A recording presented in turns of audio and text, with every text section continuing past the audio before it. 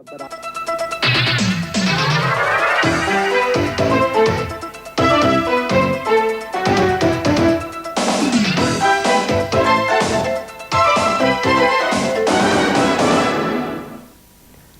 evening and welcome to The World Today.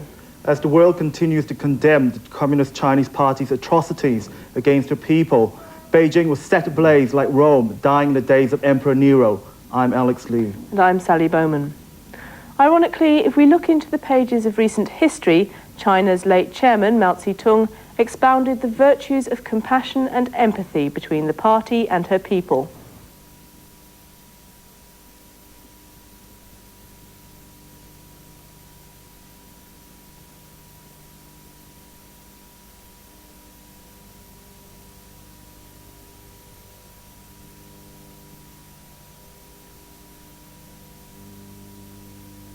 At the 11th National People's Congress, held on 18th August 1977, Deng Xiaoping echoed Chairman Mao.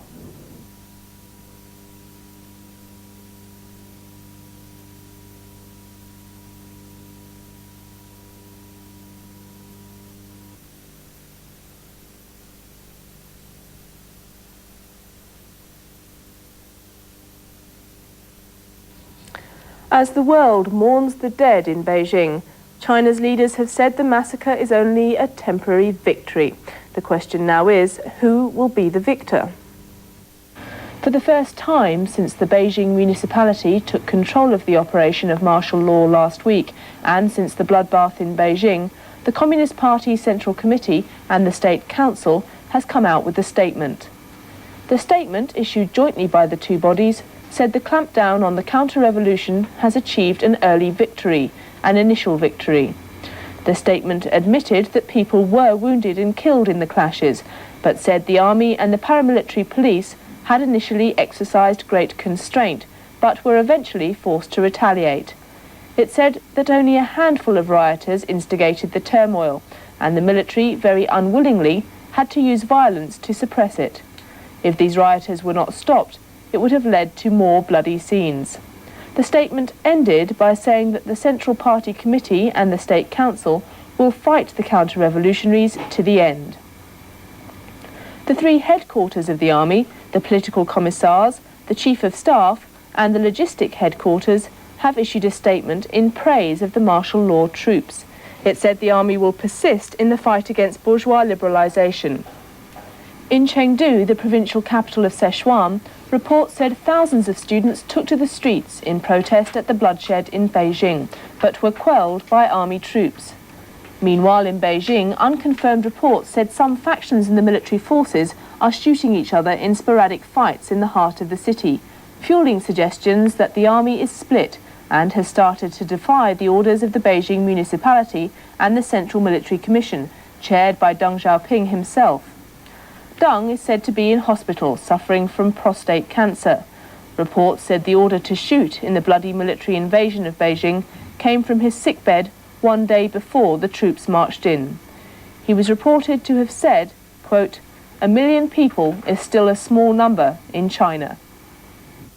Wen Weipo continues to lead the local left wing in condemnation of the bloodbath in Beijing. The whole staff of the newspaper, after an emergency meeting last night, decided to fly the national flag at half-mast in condolence. All income from sales of the newspaper today will be donated to the Red Cross in China to assist wounded students and people. The paper also issued a statement from all staff. We strongly condemn the fascist brutality. We send our condolences to deceased patriotic compatriots in Beijing. Today's Wen Weipo editorial, headlined "Crucify the Anti-People Li Pang Yang Shangguan clique," condemned Li and Yang for using violence to crush the demonstration. The president of Wen Weipo, Li Jiazhong, earlier talked to ATV. 我哋作為追隨共產黨幾十年嘅共產黨嘅朋友，作為係政協委員，作為係一個共產黨嘅諍友，我哋唔能夠盡到原則，阻止共產黨對群眾嘅大屠殺。我哋講到一方面非常憤慨，一方面亦係非常慚愧。作為一個新聞記者，作為一個共產黨嘅諍友，我哋現在咧陷於冇辦法咧改變得呢個共產黨鎮壓群眾、鎮壓人民嘅野蠻嘅措施。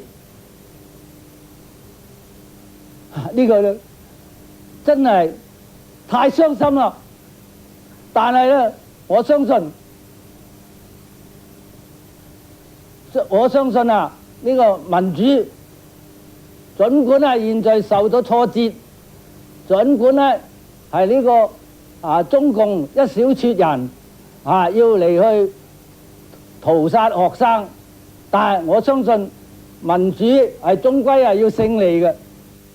A local Communist Party member and former senior cadre has resigned in disgust.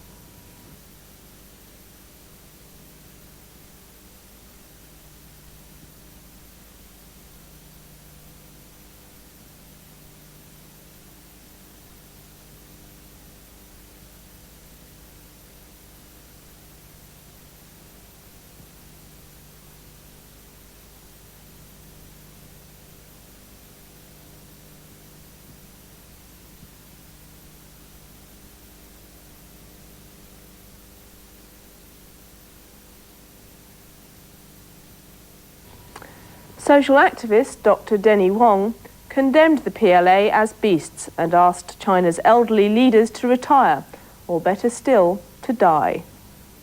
The students and peoples are unarmed. They have 1 million soldiers there, and all they need to do, if they want to disperse the students and demonstrators, all they need to do is just use tear gas or your water hose. This is nothing new. I mean, it's not a recent invention. They must know it, and the students will certainly be dispersed. There's no reason whatsoever for the PLA, which is so-called the People Liberation Army, whose duty is to defend its country, to fight against aggressors, not to kill its own people. They are virtually slaughtering its own people. How can do that? And I think the communists high up must be responsible for this slaughtering, and their name shall be right down the history of China. I'm sure not only Chinese people, any human being, if they happen to watch the television for what happened, will certainly look down those Chinese leaders like beasts. They have no human feeling, and they never regard the people who is supposed to be their masters, not their slaves. And I only hope that those old guards, they are all over 80, are still running this 11 billion huge country, can retire early or are being taken away by natural cause. The earlier, the better. Now the people has to wake up. The people know which faction is more concerned about people's welfare, and which faction is only being ruled by soldiers. And I also hope that because the soldiers' education standard has been on the rise, so that in future, maybe less than 10 years, we could have a real big change. Well, I strongly object this action. I feel that it's very shameful for all Chinese over the world. I think it's horrible. I think I deplore the whole thing. I think they don't have no heart, no mind. I mean, it's just controlled by a few people on the top, and I think it's just stupid. The leader of the soldiers should be framed. I think it's disgusting. For a normal person, I think that kind of act is it's just hard to predict. It's not just a normal person's thinking. It's incredible. I think everybody in Hong Kong here feels the same way as I do. I don't believe that that's the thing happening in China. Very mean, very cruel. It's not the government that would love their people. This shows what the Chinese government is all about. They're using a method which is not just controlling the situation, but actually killing the people with hatred. It's quite a big tragedy, you know. I'm just going to donate some blood. I'm afraid whatever actions that Hong Kong people do will not be taken seriously by the people or by the few leaders in the mainland. So, I mean, we can just do what we feel should be done. Send the message to mainland China by fax or by writing some letters. And a lot of them are suggesting a lot of methods like withdrawing money from the Chinese bank and like they're not buying the Chinese product and things like this. But they really should consider what other effects could have on the Hong Kong market. They should calmly think about it and do it together. We'll take a short break. We'll be back with more on the situation in China. Welcome back. As the funeral pyres of the victims of military brutality are being lit in Beijing, the world is once again focusing its attention on the Asian continent, for decades racked by bloody wars and uprisings, all to prove the might of one ideology over the other. The sharp cracks of rifle shots reverberated from the walls, while the thunder of tanks rolling in filled the air. Helicopters whirled overhead, and soldiers were seen taking up sniper positions around the square. The students, in their thousands trapped inside the nearby buildings by the classical pincer-like action of the tank commanders, took their last stand. This was Gwangju, in the embattled southwestern province of South Cholla in South Korea. The day was May 27, 1980, and the hour 3:30 a.m. After the massacre ended that day, conservative estimates of the casualties put the death toll at 215, and in widespread arrests that followed the crackdown, more than 2,000 students and their supporters were rounded up, some of them never to be seen alive again. Like the students in Beijing, the Gwangju students wanted democracy and some freedom. Citizens of South Korea's fourth largest city were also protesting against the imposition of martial law and the arrest of an opposition leader, Mr. Kim Dae-jung. The Gwangju student uprising was recorded in history as one of the bloodiest government actions against a democratic movement. The Beijing massacre will surely go down in history as being even more deplorable. Since the turn of this century, the Asian continent's political history has been volatile and blotched with bloody violence. Most of its nations rose from the ashes of the Second World War and the Japanese atrocities of the war years. As the colonial empires crumbled at the end of the war, new empires, this time built around ideologies, started emerging from the cracked and splintered map of Asia. Indochina became the battlefield of capitalism versus communism. Elsewhere, skirmishes continued between the ideological factions, even until the middle of this decade. In this war between the ideologies, democracy was always suppressed, if not obliterated altogether. Singapore, for example, saw the communists helping the birth of the nation, backing strongman Lee Kuan Yew to gain political power, only to see their cadre being decimated by the man who once spoke on their platform. But leaders like Lee and Mahathir of Malaysia always took preemptory action. Instead of reacting to conflict, they nipped conflict in the bud, arresting dissident leaders and students before their movements reached the streets. Ne Win of Burma was more brutal in suppressing democratic sentiments. He closed his nation's borders and retreated behind a wall of silence. The outside world never heard the cries of despair of the Burmese people, nor saw the blood that flowed down the streets of Rangoon. But Communist China has always played a part in Asia's recent history. The money and weapons that flowed from China to communist groups around the region kept the fires burning in many Asian nations. And now, Beijing is ablaze. 3 years ago, thousands of Filipinos went out in force in a demonstration that changed the whole political scenario in the Philippines.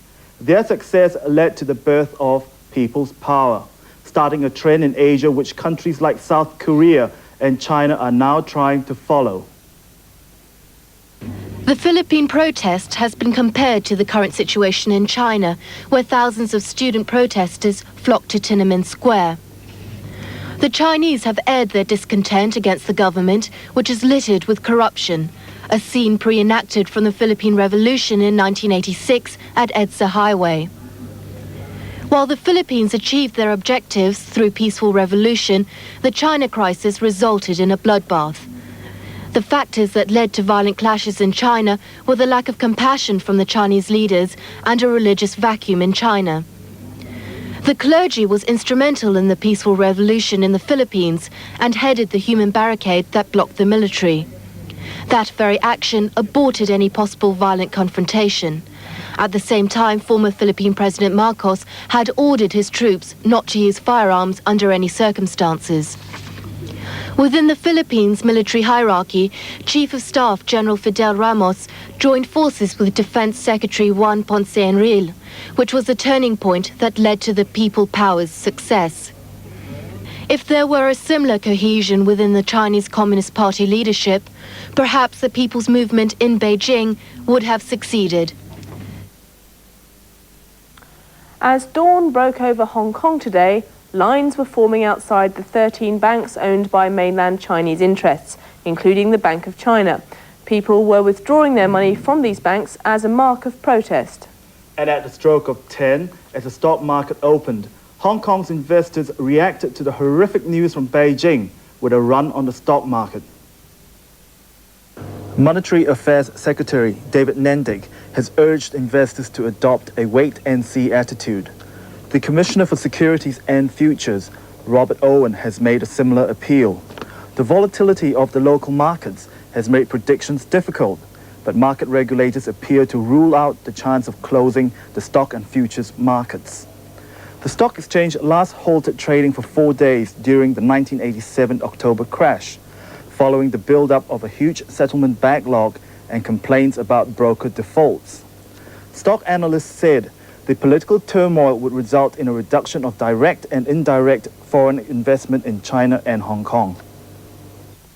Hong Kong people are normally reluctant to strike, but these are not normal times. While recent demonstrations provided an opportunity for local people to show their support for the Beijing students' democracy movement, the shock of the weekend's events has created a need for further expression of feeling.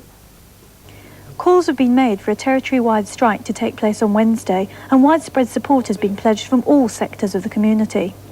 At yesterday's rally in Happy Valley, the All Hong Kong Alliance asked for all shops, schools and businesses to close for 1 day. Whether an all-out strike will take place is difficult to predict, although some say it will test people's real commitment if they are prepared to give up a day's wages. But general strikes in Hong Kong are not without precedent. A little-known piece of history reveals that in 1925, the territory shut down for 16 months, with 1/3 of the population leaving to return to China. Those protests were also in sympathy with similar actions in China, but ironically were directed not at the Chinese government, but with a view to kicking out imperialist powers. Analysts say the economic effects of this one-day stoppage will, however, be minimal, comparing it to the territory's shutdown during a typhoon or public holiday.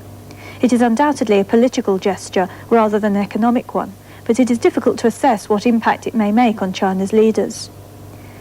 One message it may send, however, is that the remarkable industriousness of Hong Kong people cannot be taken for granted if they feel threatened. Are you going to join the strike on Wednesday? Yes, I think so. Yeah, our company will also join that strike. Joining us in studio tonight is Mr. Lee Wing-tat, a spokesperson for the Alliance. Mr. Lee, there have been critics of your call for a strike on Wednesday because they say that in fact a strike would not so much hurt China as hurt Hong Kong. What are the Alliance's reasons for calling for this mass strike? I think the reason for the calling of strike is to express the anguish of the Hong Kong residents to the bloody suppressions of the Beijing's governments on students and citizens in Beijing.